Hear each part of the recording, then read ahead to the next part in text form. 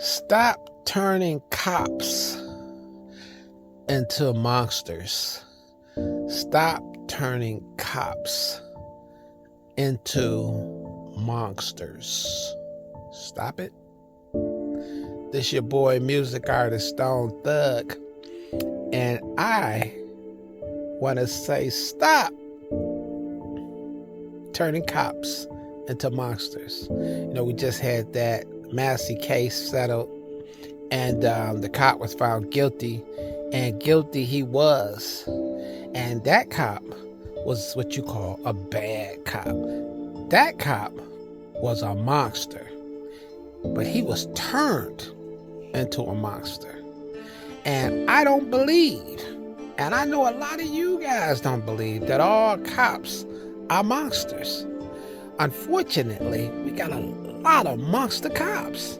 We got a lot of bad cops because over 1,000 people die a year from being shot by police officers, and the majority of them don't even have weapons, and a lot of them get shot in the back, and a lot of them are like young people, and a lot of young people are bad as hell. But it doesn't mean that all cop shootings are justified. If one cop shoot one innocent person, one, not 1,000, not 500, not 100, but one, is too many for the public. So don't make all cops monsters. And of course, we have to thank the cops' bosses for encouraging that kind of ferocious sort of policing. That's right. I think the bosses are the ones who encourage that kind of stuff. And I used to think, well, the government people are really, really bad, until I thought about it. They might not be as bad as the public see them as. Yes, I know it sounds contradictory, but just hear me out. I have property. No matter what it is. It don't have to be a house or a car or a notebook or a cell phone. That's my property. If I get a guard dog, I want my guard dog to be ferocious. I want my guard dog to get the job done if, it calls for that. The government, if they have a soldier in the Army, the Navy, the Marines, the Air Force, whatever, they want that guy to be ferocious when it comes to battle, when it comes to war. Now, the public is not an occupied state, and they shouldn't be having these kind of people who are ferocious fighters in a city dealing with the citizens who pay the taxes, who pay the dog food for the dogs that the police have, or for the pensions for the cops that police the streets. But I understand they want them ferocious. But stop creating monsters.